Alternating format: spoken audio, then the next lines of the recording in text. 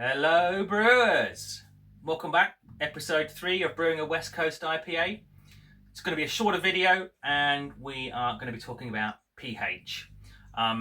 pH can be a massive subject. We can talk all day on pH, but it's going to be very focused towards the West Coast IPA. But if you are looking at pH, get yourself a pH meter. Buy the most expensive one you can afford and look after it. Calibrate it, store it in its electrolyte solution, and it'll look after you. So get yourself a pH meter. So pH is important because it will accentuate flavors.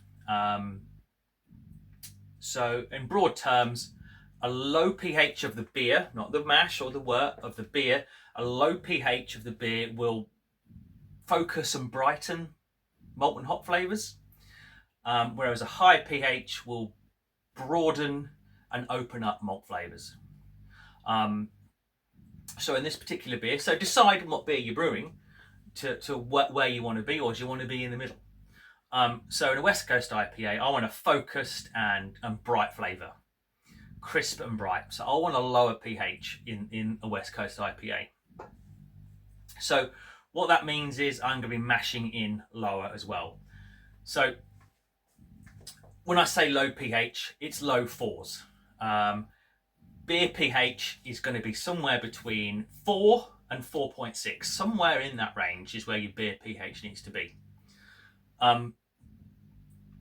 So how do we work that beer pH? Well, it goes back to the mash, and the mash has its own pH requirements for the enzymatic process of saccharification to occur, and that is 5.2 to 5.6. So we've got to be somewhere in there, but luckily the brewing process drops that pH. So the mashing will drop it by 0.2, the boiling will drop it by 0.3, and the fermentation will drop it by 0.5, approximately in all those numbers.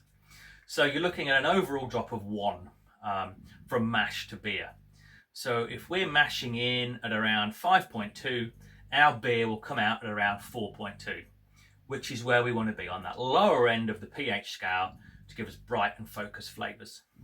So what I do is I mash at 5.25, and the beer typically turns out at around 4.2.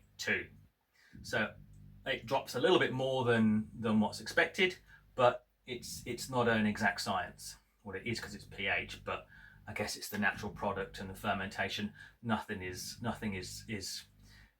exact science when you're dealing with natural products.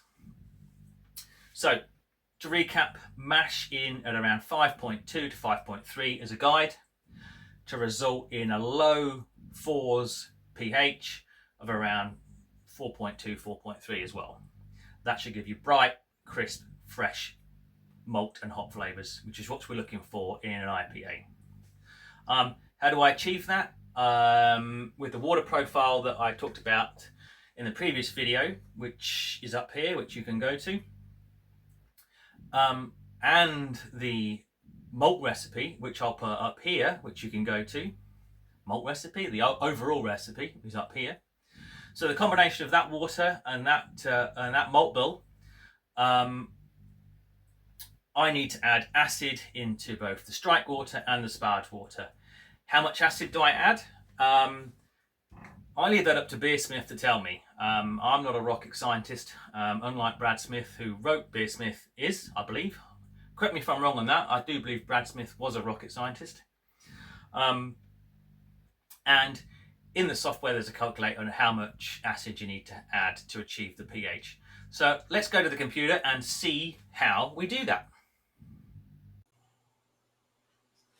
Okay, so here we are with Beersmith.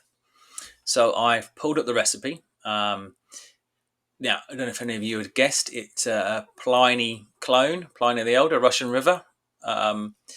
This is the second version that I'm looking at. So I'm on the mash tab, as you can see. So the recipe has been loaded in, and then we'll flick to the mash tab.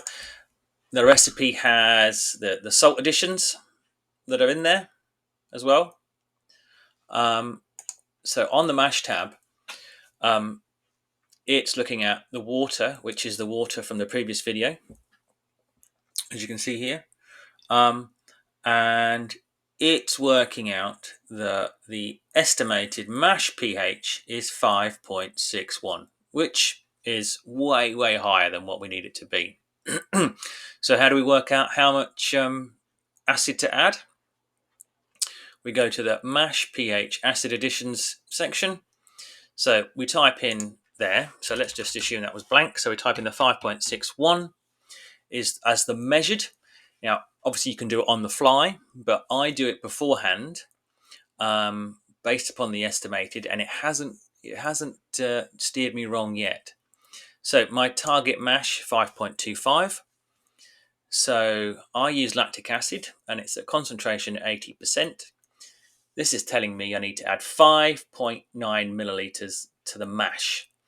Now I add that 5.9 milliliters to the mash water, not the actual mash itself. So the strike water that I use for mashing, I add that 5.9 mil of acid to that.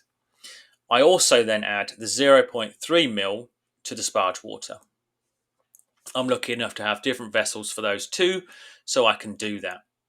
So let me show you how that varies. So we looked for a 5.2, we're looking at 6.7, and a 5.25, a 5.9.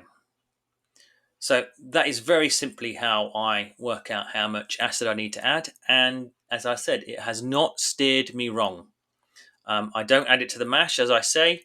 I put this into the 20 litres of water that I make up with those particular salts from a previous video. And it works out well every time. So I'm sure that the different versions of software, Brewfather, etc., all have these, and I'm sure Brew Water also does. But that's how I do it. So thanks for watching, guys. Really appreciate it. As always, give us a like, give us a subscribe, and leave a comment. The more likes, the more comments, the more subscribes, the more YouTube believes you like this stuff, and it puts it out there to more people. So more homebrewers can find this, we can grow the hobby, and that's better for everybody. So like, subscribe, comment, and I'll see you on the next one. Take care now. Bye-bye.